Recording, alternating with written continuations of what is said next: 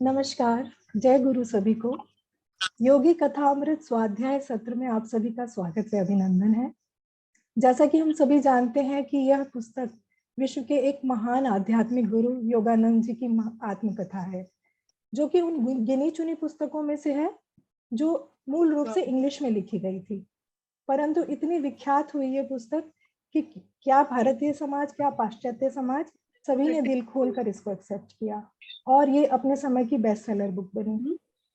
योगानंद जी ना तो कोई लेखक ही थे, ना कोई स्कॉलर थे, ना ही पत्रकार थे, बल्कि एक योगी जिन्होंने प्रत्यक्षदर्शी की तरह हिंदू महापुरुषों, साधु संतों के जीवन की असाधारण जीवन कथाओं, अलौकिक शक्तियों, आध्यात्मिक अनुभवों को लेखनीबद्ध किया। यह एक ऐसी विलक्षण पुस्तक है जो समसामयिक और सर्वकालिक दोनों है।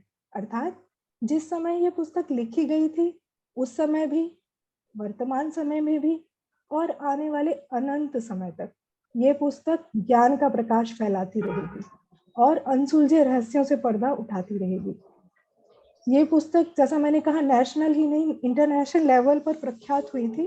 तो कुछ नेशनल और इंटरनेशनल लेवल पर इसकी समीक्षाएं और रिव्यू क्या कह रहे हैं, आइए आपके लिए मैं पढ़ के सुनाती हूँ। कुछ रिव्यूज हैं इस बुक के लिए जो बहुत ही खूबसूरत है, उन पर नजर डालते हैं। इंडिया जर्नल ने इस बुक के लिए लिखा है, हजारों पुस्तकें जो हर वर्ष प्रकाशित होती हैं, उनमें से कुछ मनोरंजक होती हैं, कुछ शिक्षा प्रदान करती हैं, कुछ ज्ञानवर्धक होती हैं। एक पाठक अपने को भाग्यशाली समझ सकता है यदि उसे एक ऐसी पुस्तक मिले जो वह तीनों काम कर दे। योगी कथा अमृत इन सबसे और भी अनुपम है। ये एक ऐसी पुस्तक है जो मन और आत्मा के द्वार खोल देती है। ये लिखा है इंडिया जर्नल ने। एक दूसरा रिव्यू है टेज पोस्ट का, जर्मनी से ये रिव्यू आता है। इसमें बुक के लिए लिखा है, इसके पृष्ठ अद्वितीय शक्ति एवं स्पष्टता के साथ एक विमोहक जीवन को प्रदर्शित करते हैं। एक ऐसे व्यक्तित्व को जिसकी महानता की कोई मिसाल न हो, जिससे पाठक प्रारंभ से अंत तक अवाक रह जाता है। इन पृष्ठों में अखंडनीय प्रमाण है कि मनुष्य की मानसिक एवं आध्यात्मिक उपलब्धियों का ही केवल स्थायी महत्व है और वह भी सभी सांसारिक बाधाओं पर आंतरिक शक्ति से विजय प्राप्त कर सकता है। इस महत्वपूर्ण आत्मकथा को हमें अवश्य ही एक आध्यात्मिक क्रांति ला सकने की शक्ति का श्रेय देना चाहिए। एक अन्य रिव्यू में न्यूज सेंटिनेंटल इंडियाना यूएसए से ये रिव्यू है। तो उसको जवाब कैसे दूं? उन्होंने कहा है, नितांत दैवी ज्ञान, गहरा मानवीय वृत्तांत मानव जाति को अपने को और अधिक समझने में सहायता प्रदान करेगी। अपने श्रेष्ठतम रूप में यह आत्मकथा अत्यंत प्रभावशाली है। 1500 यह पुस्तक उपयुक्त समय पर आई है। एक आनंददायी विनोद एवं प्रेरणात्मक यथार्थता से वर्णित किसी उपन्यास की तरह रोचक। एक और अन्य रिव्यू मैं पढ़ना चाहूंगी जो डॉक्टर एना ने दिया है। मिनेसोटा यूनिवर्सिटी की ये फेलो थी यूएसए से। उन्होंने कहा, अत्यंत मोहक सादगी से पूर्ण और आत्म उद्घाटन करने वाली जीवनियों में से एक, ज्ञान का एक वास्तविक भंडार।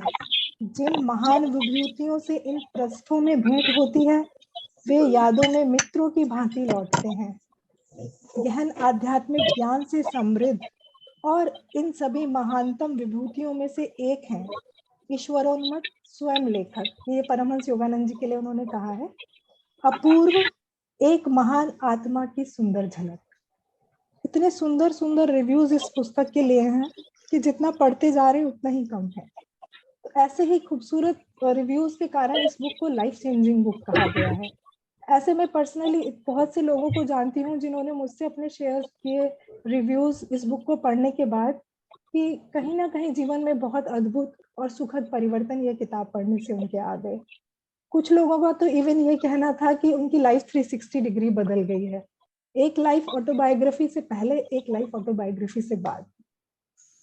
और मेरा अपना ये मानना है, मैं ऐसा मानती हूँ कि संसार में दो ही प्रकार के लोग हैं, जैसे भगवत गीता के लिए भी कह देते हैं, ये स्टेटमेंट इस बुक के लिए भी उतना ही सार्थक है। ये संसार के दो प्रकार के व्यक्तियों में बटा हुआ है। एक प्रकार के व्यक्ति वो हैं जो ऑटोबायोग्राफी पढ़ चुके हैं, और दूसरे वो हैं अभी जिनको पढ़ना बाकी है। तो इतना महत्व है इस पुस्तक का। यह पुस्तक जाने कितनी ही अमूल्य स्मृतियों को, अनुभवों को, दिव्य अनुभवों को, रहस्यों को अपने में समेटे हुए है।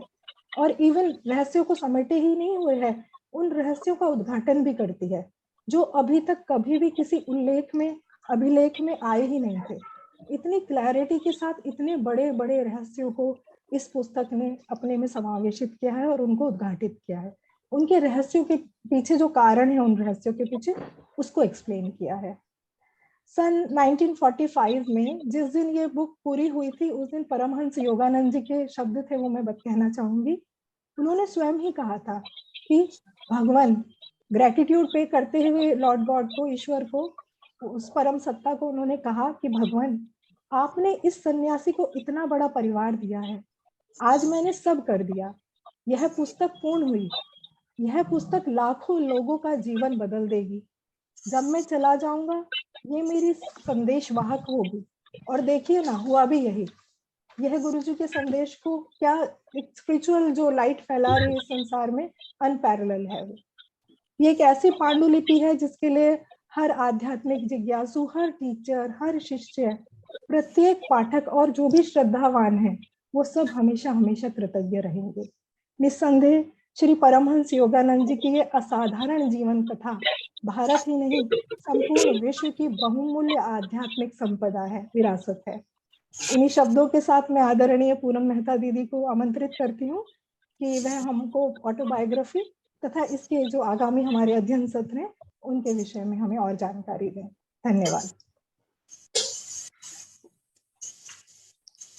जय गुरु जी। द सिरेन माइंड परिवार से जुड़े सभी सदस्यों को मेरा प्यार भरा नमस्कार। बहुत खूबसूरती से प्रीति जी ने, प्रीति जी सबको म्यूट कर दीजिए प्लीज।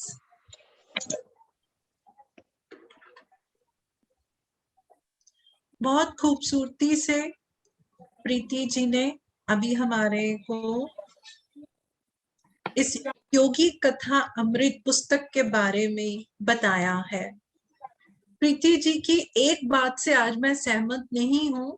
प्रीति जी ने बोला कि दो तरह के लोग होते हैं, एक वो जो इस पुस्तक को पढ़ चुके हैं और दूसरे वो लोग जिन्होंने अभी इस पुस्तक को पढ़ना है। मैं बोलूंगी नहीं, तीन तरह के लोग होते हैं। कुछ वो लोग जो निरंतर इस पुस्तक को पढ़ ही रहे हैं, क्योंकि मैं अपनी गिनती इसी श्रेणी में अपने को डालना चाहूंगी। परमहंस योगानंद जी, सबसे पहले हम ये समझने की कोशिश करेंगे कि परमहंस योगानंद जी का अर्थ क्या है। परमहंस एक संस्कृत का एक टाइटल है जो बहुत बड़े बड़े स्पिरिचुअल टीचर्स को, मास्टर को उनके सम्मान में दिया जाता है, और उसका अर्थ है सुप्रीम स्वयं, परम, सबसे परम हंस। और जो योगानंद उनको उपाधि दी गई, जो उनको ये नाम दिया गया परमहंस उपाधि के साथ, उसका अर्थ ये है divine unity with God through योग। योग के द्वारा दिव्य रूप से परमात्मा के साथ जुड़ जाना।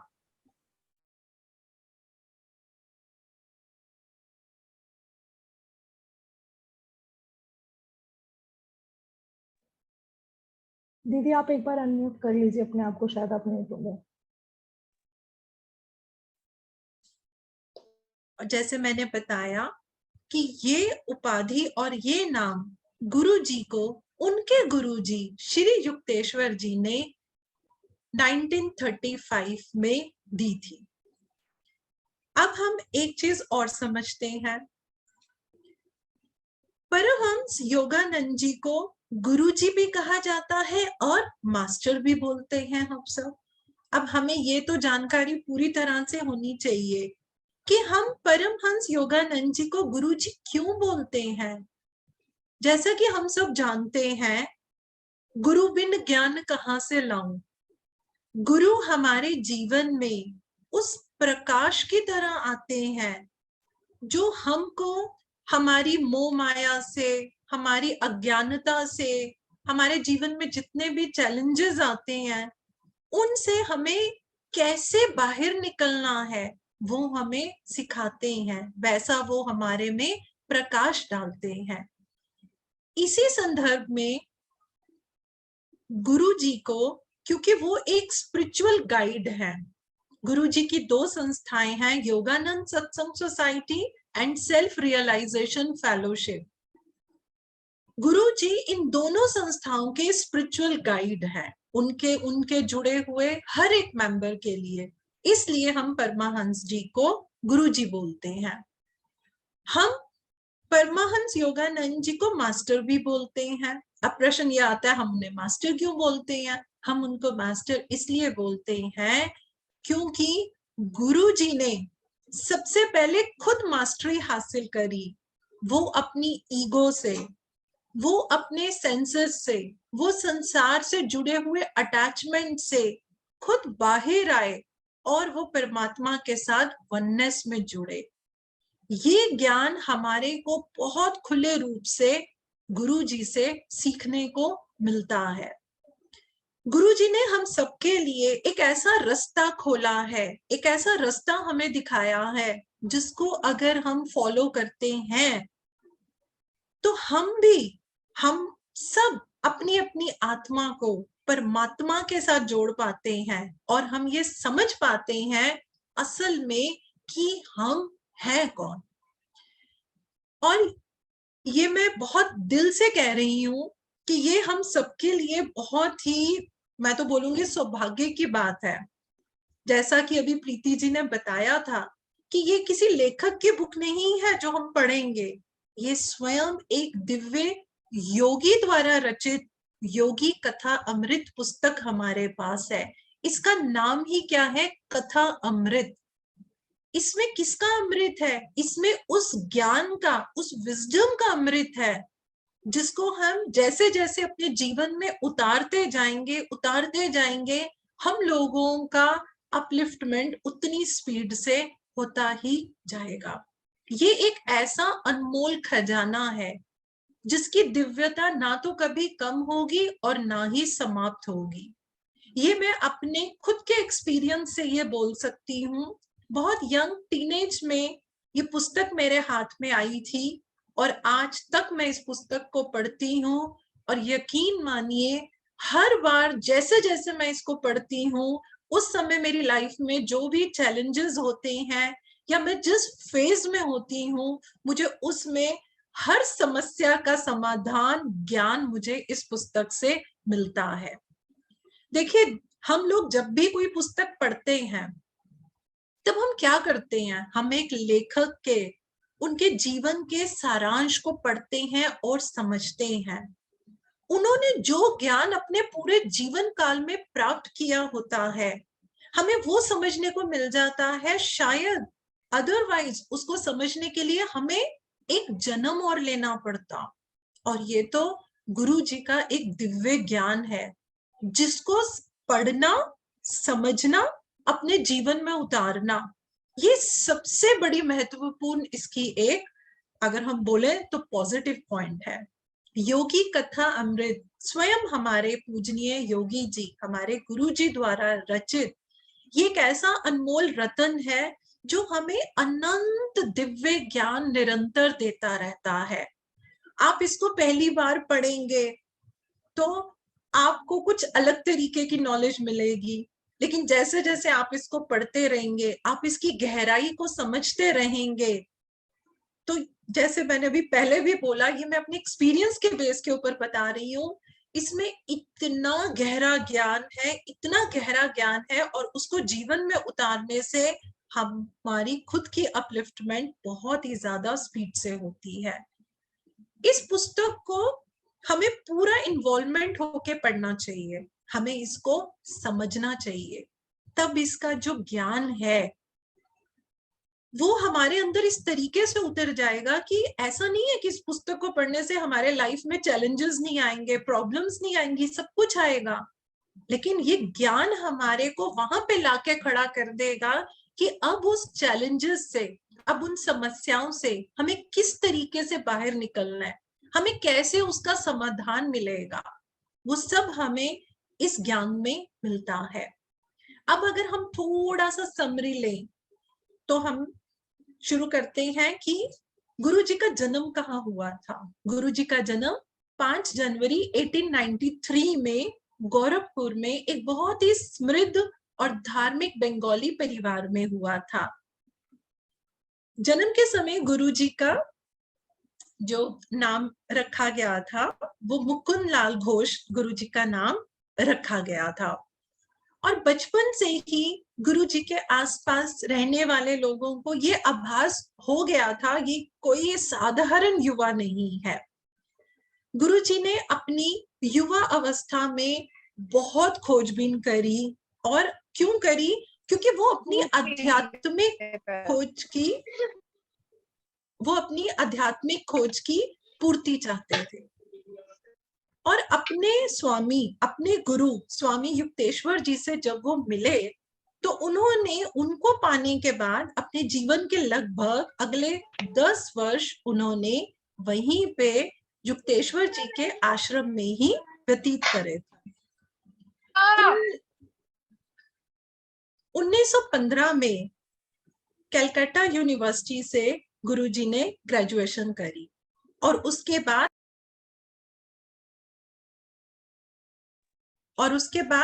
गुरुजी ने एक साधु वो मॉन्क बन गए। और उस समय गुरुजी का नाम जो है जैसे मैंने बताया कि योगानंद दिया गया था। अभी उन्हें उपाधि नहीं मिली थी लेकिन उनका नाम योगानंद उन्हें दिया गया था। तब गुरुजी ने अपनी आध्यात्मिक जिम्मेवारियों को एक एक करके, जैसे माला में हम फूल पिरोते हैं वैसे करके उन्होंने अपनी जिम्मेवारियों को उनके ऊपर काम करना शुरू कर दिया। 1917 में उन्होंने हाउ टू लिव स्कूल के ऊपर काम करना शुरू किया, जिस स्कूल में सिर्फ मॉडर्न एजुकेशनल मेथड से पढ़ाया नहीं गया, ये निर्णय लिया गया कि साथ ही साथ यहाँ बच्चों को योग ट्रेनिंग और उनको बहुत सारे जो स्पिरिचुअल आदर्श होते हैं उनके बारे में भी उनको ज्ञान दिया जाएगा। 1925 में जब महात्मा गांधी ने वहां पे उस स्कूल में विजिट किया था तो उन्होंने उसके लिए बहुत ही खूबसूरत बात लिखी। गांधी जी ने कहा कि this institution has greatly impressed my mind. ध्यान से सुनिए, गांधी जी ने कहा कि इस स्कूल ने बहुत गहन तरीके से मेरे माइंड को इम्प्रेस किया है। तो आप ये देखिए कि गुरुजी ने जो स्कूल बनाया था उसमें सिर्फ एक एकेडमिक डिग्री लेने की बात नहीं थी, बच्चों को उनको उनके माइंड के ऊपर काम करना, वो सुकून के ऊपर काम करना उनको सिखाया गया था। 1925 में लगभग 10 वर्षों बाद जब फिर गांधी जी से गुरुजी मिले थे तब गुरुजी ने जब वो यूरोप और मिडिल ईस्ट कंट्री से जब वो पहली बारी वापसी इंडिया का टूर कर रहे थे तब वो गांधी जी से मिले थे। और उस समय महात्मा गांधी जी ने उनसे रिक्वेस्ट करी थी गुरुजी से कि मेरे को कुछ क्रिया योग के बारे में ज्ञान दिया जाए। तो गुरुजी ने महात्मा गांधी जी को और उनके कुछ फॉलोअर्स को वहां पे उन्होंने जो क्रिया योग से जुड़ी हुई कुछ खास इंस्ट्रक्शंस होती हैं वो उन्होंने वहां उनके साथ शेयर करी थी।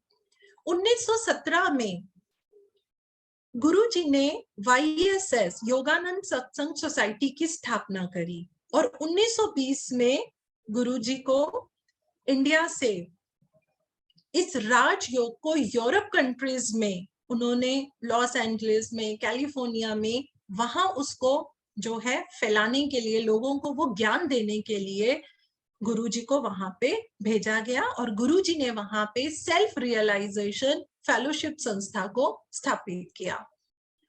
गुरुजी के द्वारा ये जो गैर सांप्रदायिक ये जो गुरुजी ने एक साइंटिफिक योग टीचिंग स्टार्ट करी, गैर सांप्रदायिक मतलब उसको उन्होंने किसी सांप्रदायिक, किसी कम्युनिटी, किसी उसके साथ नहीं जोड़ा, उन्होंने उसको एक यूनिवर्सल अपील दी और हर जात धर्म के लोग उसको अपना सकते थे। गुरुजी ने YSS और SRF की छत्र छाया में लाखों लोगों को, चाहे वो किसी भी धर्म के, किसी भी जात के हैं, किसी भी देश के हैं, उन्होंने वहां पे उनको मानवता के ऊपर, यूनिटी ऑफ ह्यूमन काइंड के ऊपर, वननेस के बारे में गुरुजी ने यह ज्ञान उन सबको दिया। परमहंस योगानंद जी ने ये जो राजयोग की टेक्निक है मेडिटेशन की, जिसको कि अब हम लोग क्रिया योग के नाम से जानते हैं, वो ज्ञान गुरुजी ने इतने बड़े पैमाने के ऊपर फैलाया जिस ज्ञान से हमें हमारी फुल पोटेंशियल के बारे में पता चलता है, जिससे हमें हमारी खुद की डिविनिटी के बारे में पता चलता है। ये ज्ञान गुरुजी ने लगभग लाखों लोगों के साथ उन्होंने बांटा है। 1946 में गुरुजी ने ऑटोबायोग्राफी ऑफ अ योगी पुस्तक लिखी थी, क्योंकि ओरिजिनल ये बुक इंग्लिश में लिखी गई थी, तो इसका नाम ऑटोबायोग्राफी ऑफ अ योगी था। इस बुक को उस समय 20th सेंचुरी के अंदर जो पहली 100 बेस्ट स्पिरिचुअल बुक्स आती हैं उसके अंदर इसकी गिनती की गई थी। इस बुक को लगभग 50 लैंग्वेज में ट्रांसलेट किया गया था, जिसमें से कि 13 हमारी अपने इंडिया की लैंग्वेजेस इसमें आती हैं। 7 मार्च 1952 को गुरुजी ने महासमाधि ली थी। लॉस एंजलिस में एक होटल में इनका एक शॉर्ट स्पीच था, उसके बाद गुरुजी ने कॉन्शियसली अपने शरीर को त्याग दिया था।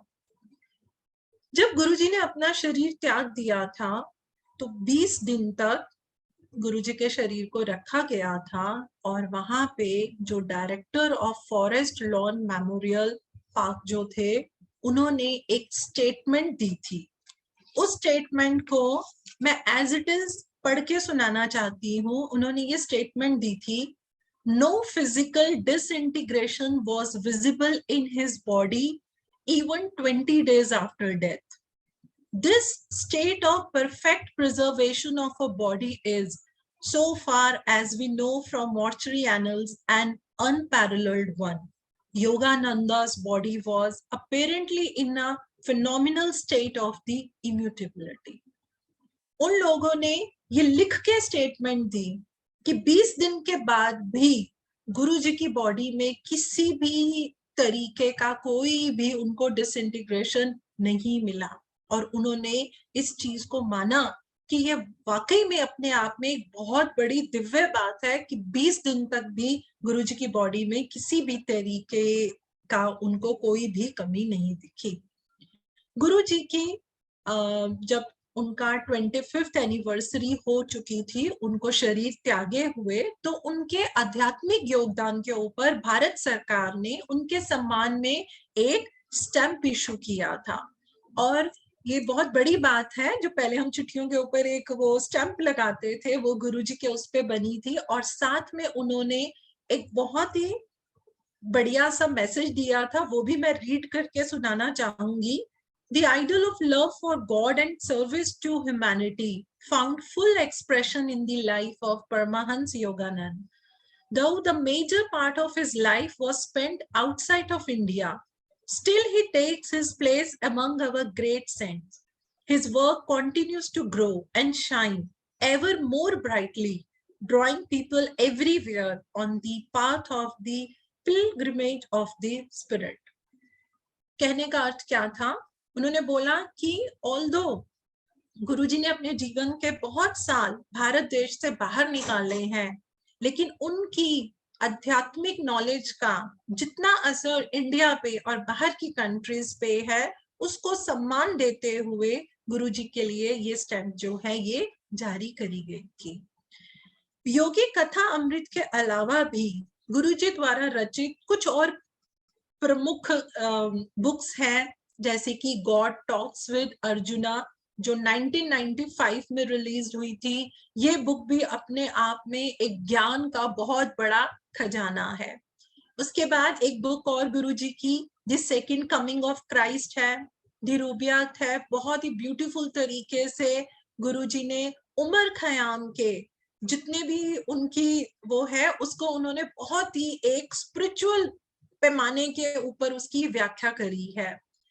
2014 में एक डॉक्यूमेंट्री फीचर फिल्म बनी थी जिसमें गुरुजी की पूरी लाइफ की जो एक्स्ट्रॉर्डिनरी जर्नी है उसको दिखाया गया था। अवेक के नाम से है, द लाइफ ऑफ योगानंदा, और इस डॉक्यूमेंट्री को अवार्ड भी दिया गया था। गुरुजी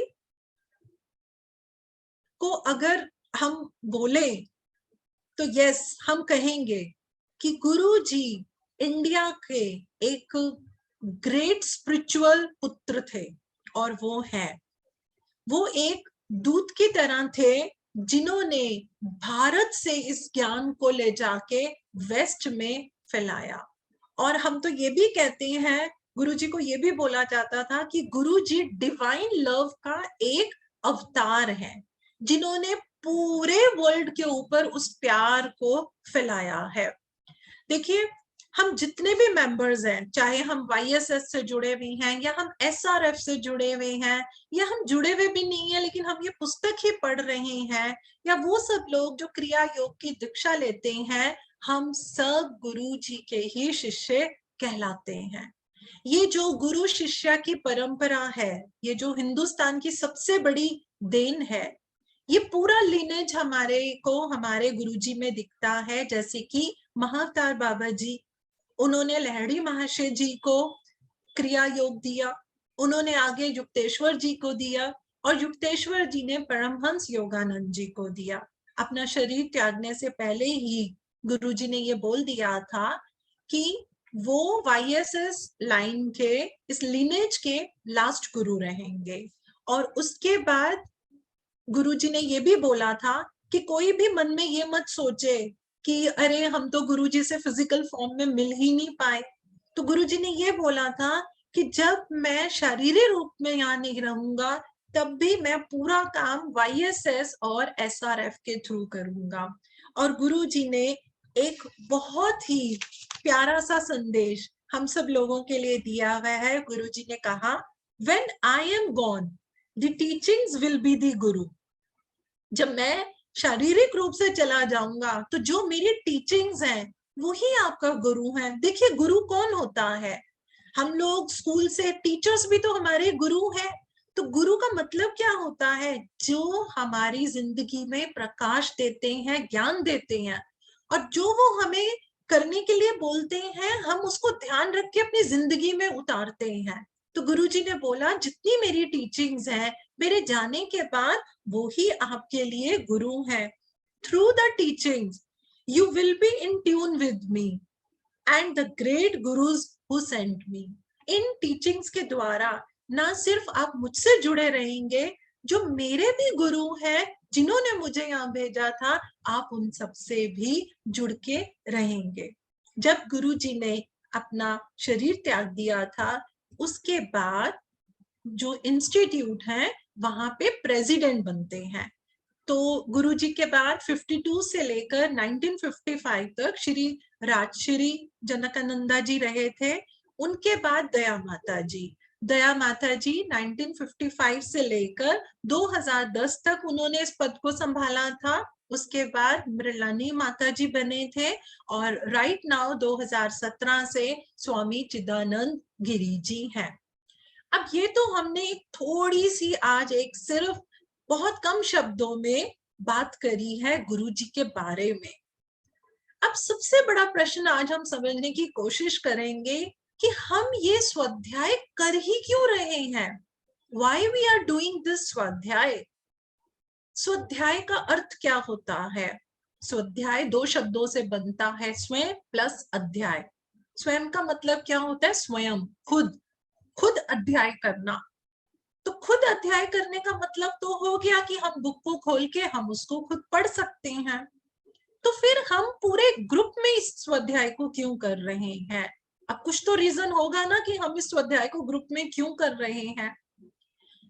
हम सब मिलकर ग्रुप में इस स्वाध्याय को इसलिए कर रहे हैं क्योंकि हम गुरु जी के दिए हुए ज्ञान को एक वननेस के अंदर रह के जो लोग इस पुस्तक के अध्याय को पढ़ेंगे और वो उसको शेयर करेंगे, उनको उस समय जो नॉलेज और जो इनसाइट आएगी वो हम आपस में सब शेयर करेंगे।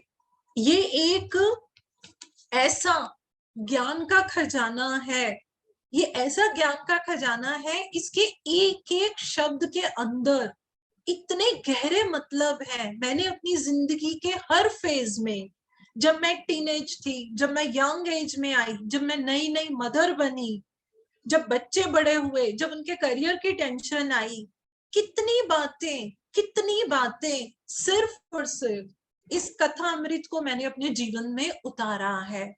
तो हम पूरी कोशिश करेंगे कि जब हम स्वाध्याय करें, हमने ऐसा मान के चलेंगे कि हम एक दिन में 2 अध्याय जो हैं हमारे स्पीकर्स उसको करेंगे, और उसके बाद इसमें से जो भी हम लर्निंग, जितनी मैं समझ पाई हूं, जितनी हम सब समझ पाए हैं, वो हम आपस में शेयर करेंगे। अब ये भी मन में आएगा, ऐसा क्या है इस बुक में, अगर हम इसको पढ़ेंगे तो हमें लगेगा ऐसा क्या है इस बुक में, इतना गहरा ज्ञान कहाँ इस बुक में ऐसे कैसे आ गया। इस बुक के अंदर 49 चैप्टर्स हैं। 49 चैप्टर्स में मैं बोल सकती हूँ शायद 49 टाइम से ज्यादा ही मैंने इस बुक को पढ़ा है। मेरे साथ तो ऐसा भी हुआ है कि मेरी लाइफ में कोई प्रॉब्लम आती थी, मैं गुरुजी को याद करती थी और मैं ऐसे करके पेज खोलती थी और वो मेरे को वहां से लर्निंग मिल जाती थी और मैं उस लर्निंग को अपनी लाइफ में अपना लेती थी। अब देखिए, जितनी गुरुजी की अचीवमेंट्स मैंने अभी बताई हैं, अब सोच के देखिए, जिस भी गुरु ने इतनी अचीवमेंट अपनी जिंदगी में ली हैं, तो हम गुरुजी को कहाँ से समझते हैं? यहाँ से, जो हम उनकी अचीवमेंट्स देखते हैं तो हमको ऐसा लगता है, अरे ये लोग तो बहुत ही दिव्य लोग हैं, ये लोग ऐसा कर पाते हैं, हम ऐसा नहीं कर पाते। लेकिन जब आप इस पुस्तक को पढ़ेंगे तो सबसे बड़ी एक जो हमारी कमी होती है, हम कुछ पल तो अपने को मानेंगे कि बिल्कुल मैं भी परमात्मा का अंश हूं, तो जो क्वालिटीज गॉड की हैं वो क्वालिटीज मेरे अंदर भी हैं। लेकिन जब हम एक मार्ग पे चलते हैं और थोड़ी देर आगे जाने के बाद, कुछ दिनों तक जाने के बाद, जब हमारे को उसमें सफलता नहीं मिलती है तो हम क्या करते हैं? या तो हम मार्ग ही बदल लेते हैं, या फिर हम क्या करते हैं, हम अपने ऊपर से विश्वास ही हटा लेते हैं, नहीं नहीं मुझसे नहीं होगा, मैं इतना दिव्य नहीं हूं, ये इतनी कठिनाइयां मेरी लाइफ में है, मुझसे तो ये होगा नहीं। तो हम क्या करते हैं, हम खुद अपने आप को बॉडी लेवल के ऊपर ले आते हैं। जब हम योगी कथा अमृत को पढ़ेंगे तो हमको भी समझ में आएगा कि गुरु जी ने भी कैसे कैसे कितनी समस्याओं का सामना किया है। गुरु जी ने अपने गुरु को ढूंढने में, उनके साथ, कहते हैं ना, जब तक दिल ना मिले, उन्होंने कितनी तपस्या करी है तब तक अपने गुरु को पाने के लिए। गुरु जी का भी घर बार था, गुरु जी के भी, जैसे सबके पेरेंट्स को होता है स्टडी पूरी करो, उनके ऊपर भी ये प्रेशर था जैसे हमारे ऊपर होता है। तो इस पुस्तक को पढ़ने से जो सबसे बड़ी चीज हमें मिलती है वो है हमारा कंसंट्रेशन, हमारा डिटर्मिनेशन हमारे अंदर जाग जाता है। और ये पुस्तक हमें ये ज्ञान देती है कि अगर आपने किसी बात को ठान लिया तो ऐसा हो ही नहीं सकता कि हम उस चीज को पूरा ना कर पाए।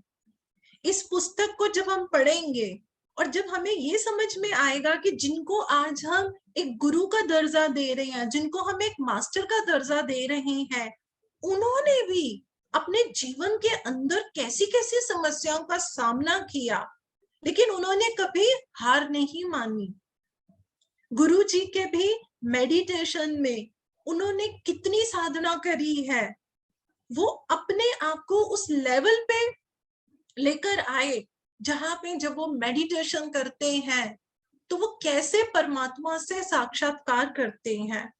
गुरु जी की हर लर्निंग के पीछे हमारे को एक साइंटिफिक रीजनिंग मिलती है, इतनी क्लैरिटी हमें मिलती है, और वहां से हमारे अंदर एक उत्साह और एक विश्वास जागता है कि हाँ, हम भी ये कर सकते हैं। अगर मैं एक दोहा बोलूं तो मैं तो ये कहूंगी, जो मैंने गुरुजी से सीखा है, करत करत अभ्यास के जड़मती होत सुजान, रसरी आवत जात ते सिल पर परत निशान। यानी कि प्रैक्टिस हमें करनी ही करनी है। बिना प्रैक्टिस के जब तक हम बार बार किसी चीज का अभ्यास नहीं करेंगे, हम उसके अंदर एक्सपर्ट हो ही नहीं पाते हैं। अब देखिए, जब हम मेडिटेशन भी करते हैं तो हमको लगता है, जब हम देखते हैं कोई और कहता है, अरे उनको तो इतने अच्छे से ध्यान लग जाता है, अरे वो तो इतने अच्छे से, वो कहते हैं मैं तो कहाँ डूब जाता हूँ, मुझे तो पता ही नहीं चलता है। और हमें लगता है अरे मुझसे तो ये हो ही नहीं रहा, मेरा इतना ध्यान क्यों नहीं लगता, मुझे नींद आ जाती है, मेरे को इतने विचार आ जाते हैं। उसका क्या हल है? हल तो हमारे ही अंदर है ना। हमारे को क्या करना है? हमें प्रैक्टिस करनी है।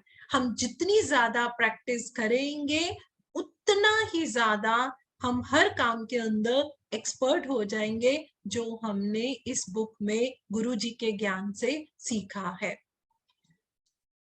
तो हमें ये समझ में आ गया कि हम ये जो स्वाध्याय करने लगे हैं, हम इसको वननेस कॉन्शियसनेस में करेंगे। यानी कि इस स्वाध्याय को 20 लोग मिलके पढ़ रहे हैं, 25 पढ़ रहे हैं, 30 भी पढ़ रहे हैं, लेकिन जो हमारी ऊर्जा है हम उसको जोड़ के रखेंगे, और हर वक्ता उसके अंदर से जो ज्ञान निकालेगा उस ज्ञान को हम सब एक दूसरे के साथ साझा करेंगे। और उस ज्ञान को, देखिए हमारी जिंदगी में हम बहुत मिस्टेक्स करते हैं, हम अपनी गलतियों से सीखते हैं, हम अपने एक्सपीरियंस से सीखते हैं, हम अपने फेलियर्स से सीखते हैं। हमारे जीवन में जितनी निराशा आती है उतनी ज्यादा लर्निंग आती है। हमारे जीवन में जितने चैलेंजेस आते हैं वो हमें उतना ऊपर उठाते हैं। और गुरु जी के योगी कथा अमृत के साथ हम लोग सेल्फ रियलाइजेशन को पूरी तरह से पाएंगे। तो इसके साथ ही मैं आज का ये जस्ट हमारा एक छोटा सा इंट्रोडक्शन था, सिर्फ ये समझना कि हम इस पुस्तक का स्वाध्याय सिर्फ एक रीडिंग में नहीं ले रहे हैं, हम इस पुस्तक को एक लर्निंग में लेंगे, उस लर्निंग को हम अपने जीवन में उतारेंगे। उसको अपने जीवन में उतारने से हमारे अंदर जो विजडम आएगी वो ही हमारी सोल की अपलिफ्टमेंट में हमारी मदद करेगी। तो इसके साथ ही मैं आप सबका धन्यवाद करती हूँ। आज ये हमारा ओरिएंटेशन था, और अब थर्सडे से हम अपना अध्याय पहले और अध्याय 2 की श्रृंखला को स्टार्ट करेंगे। तो इसके साथ ही आप सबको मेरा प्यार भरा नमस्कार एंड जय गुरु जी टू ऑल। जय गुरु जी। जय गुरु जी दीदी। जय गुरु जी। जय गुरु जी। जय गुरु जी। जय गुरु जी। Thank you. Thank you. Thank you madam, thank you very much. Welcome.